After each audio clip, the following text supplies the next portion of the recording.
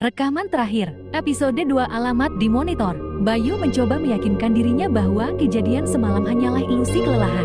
Begitu ia mendengar banyak cerita, dokter muda yang merasa berhalusinasi karena kurang tidur, namun saat ia kembali ke ruang intensif, pagi itu tubuhnya kembali merinding. Pasien viral masih terbaring, koma dengan mata setengah terbuka tatapannya, sama menusuk dan layar. Monitor jantung berkelip seperti menunggu momen tertentu. Bayu mencatat kondisi vital, tiba-tiba monitor kembali berkedip garis hijau, lurus hilang dan berganti tampilan. Aneh, kali ini bukan kata tolong melainkan serangkaian angka dan huruf yang membentuk alamat gudang di pinggiran kota, sebuah lokasi yang pernah ia dengar di berita kriminal beberapa bulan lalu.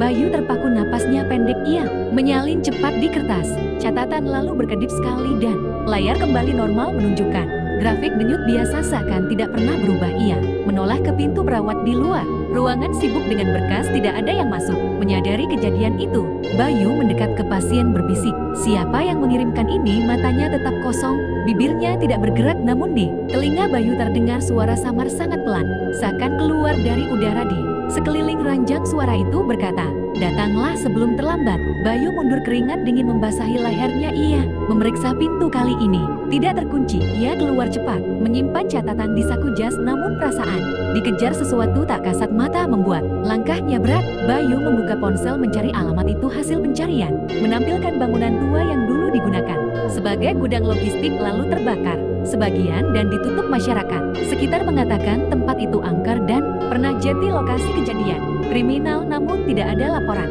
resmi yang jelas. Bayu semakin bingung, apa hubungannya dengan pasien ini. Malamnya ketika hendak pulang, Bayu menerima pesan dari nomor tidak dikenal, hanya tertulis singkat, "Jangan pergi ke sana."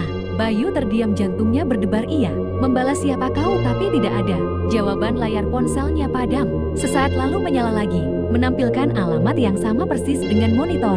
Ia mencoba mengabaikan.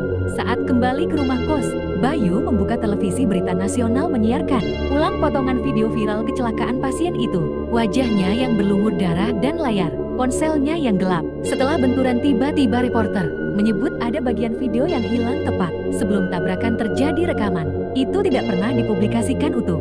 Bayu terpaku, ia merasa potongan rekaman itu pasti berkaitan dengan alamat yang muncul di monitor. Semakin ia memikirkan, semakin kepalanya berdenyut hingga ia hampir jatuh pingsan. Ia tahu ini bukan lagi kebetulan, melainkan panggilan yang harus ia jawab. Namun suara lain di kepalanya berbisik pelan, suara yang sama ia dengar di ruang intensif, "Jangan percaya pada siapapun, bahkan pada dirimu sendiri."